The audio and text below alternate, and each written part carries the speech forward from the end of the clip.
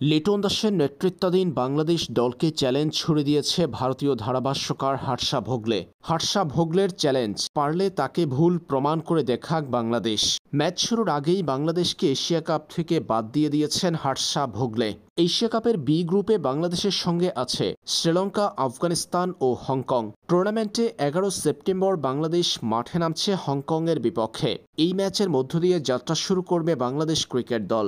এরপর যথাক্রমে শ্রীলঙ্কা ও আফগানিস্তানের বিপক্ষে গ্রুপ পর্বের বাকি দুই ম্যাচ বাংলাদেশ খেলবে 13 এবং 16 সেপ্টেম্বর।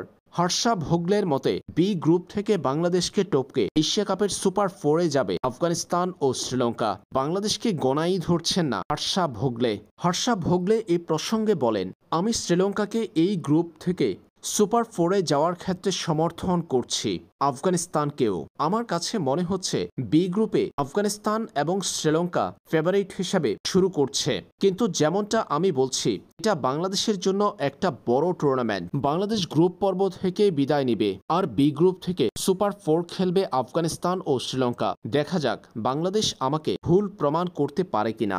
টাইগারদের ঠিক এভাবেই চ্যালেঞ্জ ছুড়ে দিয়েছেন হর্ষা ভোগলে।